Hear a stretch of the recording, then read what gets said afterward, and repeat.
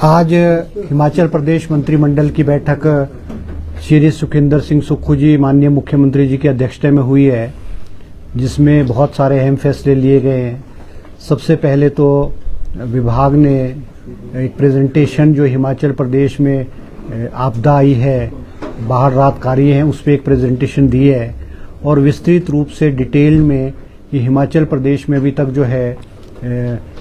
8,100 करोड़ रुपए का जो नुकसान है वो कल तक जो है उसको आंका गया है। और हिमाचल प्रदेश में अभी तक जो डेथ्स हुई है वो कोई 346 डेथ्स हुई हैं, 38 लोग मिसिंग है और 9,930 जो है पोल्ट्री के जो हैं वो डेथ्स हुई हैं। लाइव स्टॉक्स की खास वो उसमें जो है 6,088 हुई है और जो हाउसेस डैमेज हुए हैं पार्शली और कम्प्लीटली वो 2200 के करीब जो है वो घर हैं और जो ये फुली डैमेज थे, हाँ पार्शली डैमेज है। ये इस पे विस्तृत रूप से किया और मुख्यमंत्री जी को प्रेजेंटेशन की गई है और डिटेल में जो है चर्चा हुई है। एक सबसे बड़ा जो फैसला आज कैबिनेट में लिया गया है वो जैसे कि हमारे हिमाचल प्रदेश एक हॉर्टिकल्चर स्टेट है और हॉर्टिकल्चर को बढ़ावा देने के लिए जो है चाहे वो हमारे पुराने हिमाचल में सेब है और नए हिमाचल में हमारे आम और सिट्रस फ्रूट्स है, उसमें डिस्पैरिटी थी और बहुत फ़र्क हुआ करता था। मगर क्योंकि हिमाचल प्रदेश एक है इसलिए जो जहां सेब का समर्थन मूल्य मुख्यमंत्री जी ने 10.5 रुपये से बढ़ा करके 12 रुपये किया था 15 अगस्त को, और आज कैबिनेट में जो है वो आम का जो रेट है वो भी 12 रुपये कर दिया गया है। और चाहे वो कोई सा पहले आम की भी कैटेगराइजेशन होती थी, अचारी आम है तो दूसरे आम है, अब हर प्रकार के जो आम होंगे उसका रेट जो है वो 12 रुपये प्रति किलो जो है हिमाचल प्रदेश का जो उद्यान विभाग है वो उसको प्रोक्योर जो है वो करेगा। इसी प्रकार से जो है किन्नू है, माल्टा है, संतरा है और नींबू है, इसका रेट भी जो बढ़ा करके सरकार ने जो हिमाचल सरकार ने इसका रेट बढ़ा करके 12 रुपये प्रति किलो जो है वो कर दिया गया है।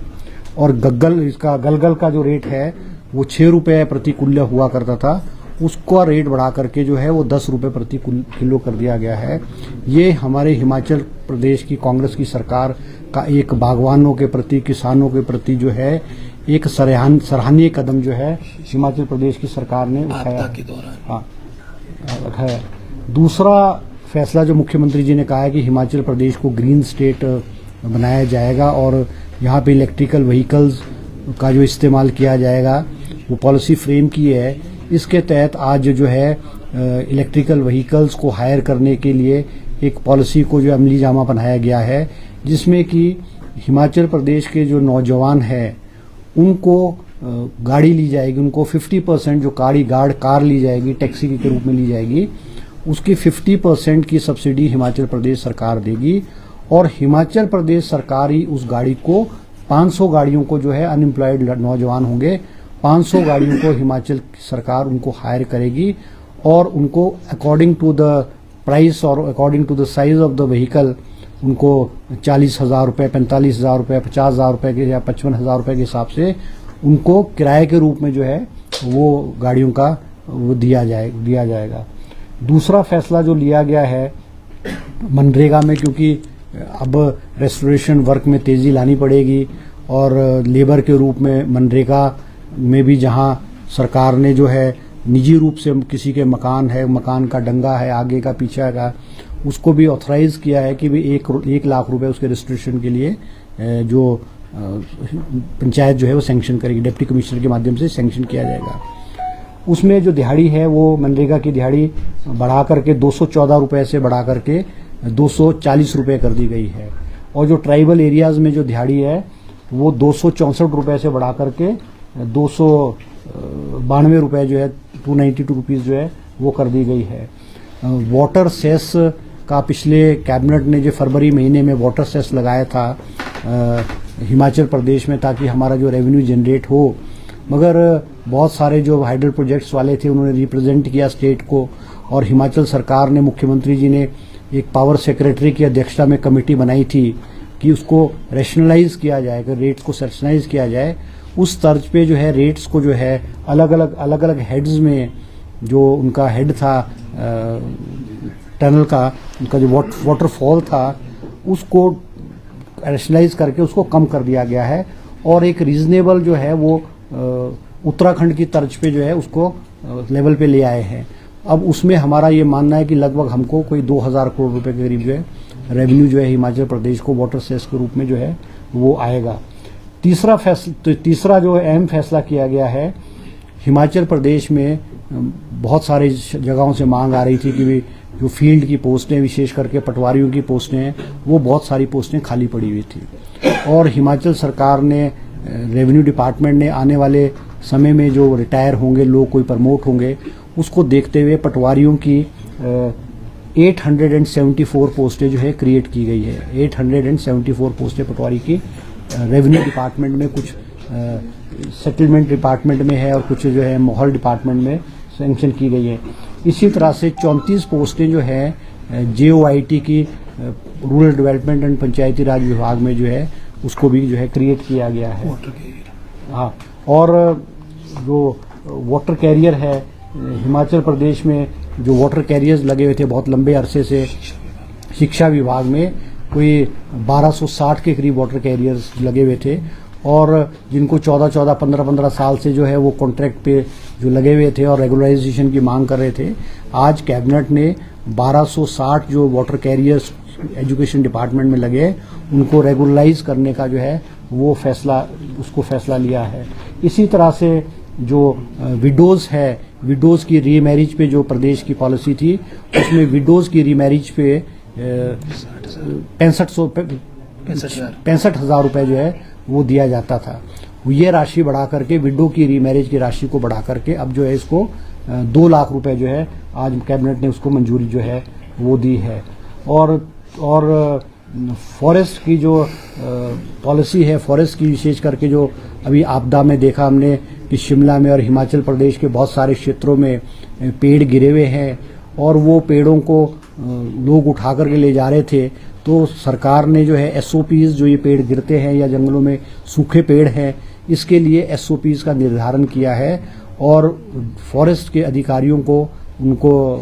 अधिकार दिया है कि वो उस लकड़ी को लेकर के उसकी ऑक्शन करके और उसको स्ट्रीमलाइन करने के लिए SOPs जो है आज कैबिनेट ने उनको जो है इशू की गई है। इसके अलावा जो हैंडीकैप्ड लोग थे, हैंडीकैप्ड बच्चे थे, नौजवान थे, उनका भी बहुत बड़ा बैकलॉग जो है वो सरकारी क्षेत्र में खाली पड़ा हुआ था और वो मुख्यमंत्री से, जिसे बहुत लंबे समय पे मांग करते थे कि हमारा जो हैंडीकैप्ड लोग हैं उनका बैकलॉग को क्लियर किया जाए। आज सरकार ने एक पॉलिसी बनाई है, कैबिनेट ने मंजूरी दी और पॉलिसी के रूप में हैंडीकैप्ड के जो बैकलॉग है उसको सरकार जो है वो जल्द उसको खत्म कर उसको पूरा कर दिया जाएगा। इसके अलावा जो है और जो है सफाई कर्मचारियों को जो है आयुष्मान भारत की जो स्कीम है, मेडिकल फैसिलिटीज प्रोवाइड की जाती है, उसमें आयुष्मान भारत में जो है मेडिकल सफाई कर्मचारियों को भी जो है वो उसमें लेने का जो है प्रावधान जो है कर दिया गया है। इसके अलावा बहुत छोटी छोटी और भी बातें हैं। इसमें बल ड्रग पार्क में जो हमारा 1950 करोड़ रुपए की लागत से बल ड्रग पार्क हमारा हरोली में ऊना जिले में बन रहा है, उसकी जो लैंड है 1405 एकड़ लैंड जो है वो इंडस्ट्री डिपार्टमेंट से ट्रांसफर करने के लिए जो है मंजूरी दे करके जो हमारा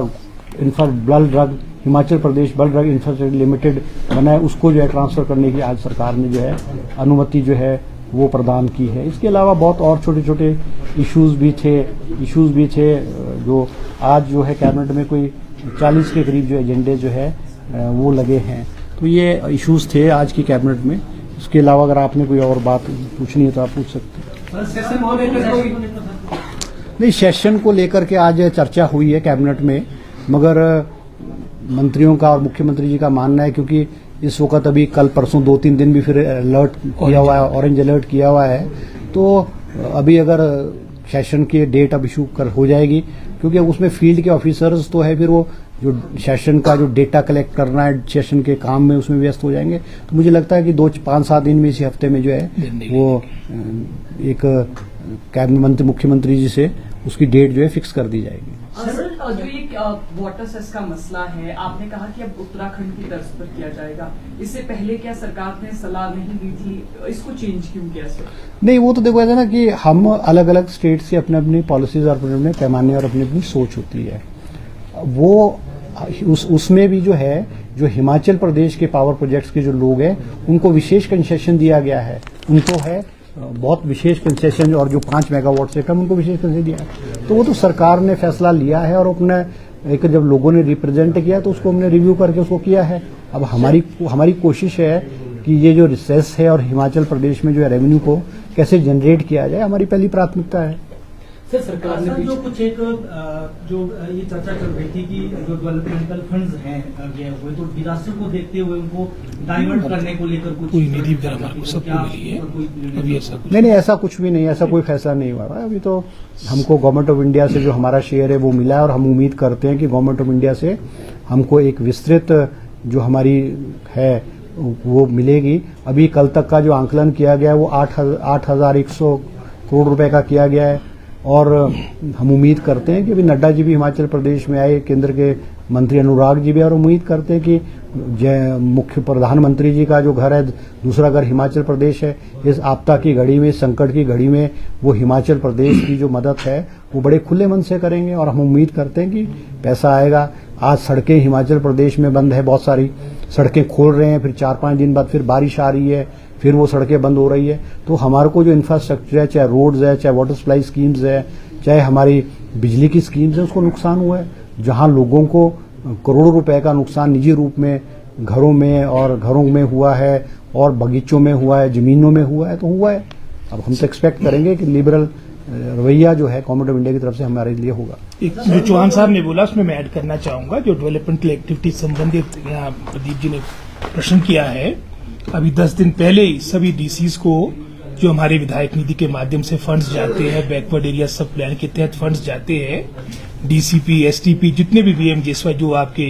अलग अलग मदें होती है, हर डिस्ट्रिक्ट हेडक्वार्टर में पैसा दिया गया है। और वर्तमान में भी कोई भी इस तरह का कटौती या कट डेवलपमेंटल एक्टिविटी संबंधित नहीं किया गया। और समय के साथ जो निर्णय होगा वो आपके समक्ष होगा, लेकिन वर्तमान में अभी डेवलपमेंटल एक्टिविटी जो फंड्स है वो आपको मिल रही है। एक दो पॉलिसी और 1-2 चीजें और रह गई थी। एक जो हमारे ऑपरेशन के जो theatre assistant, operation theatre assistants होते थे, उसके बहुत सारे पद खाली पड़े हुए थे हिमाचल प्रदेश में। कोई 350 स्वीकृत पदों में से सिर्फ 180 के करीब भरे हुए थे,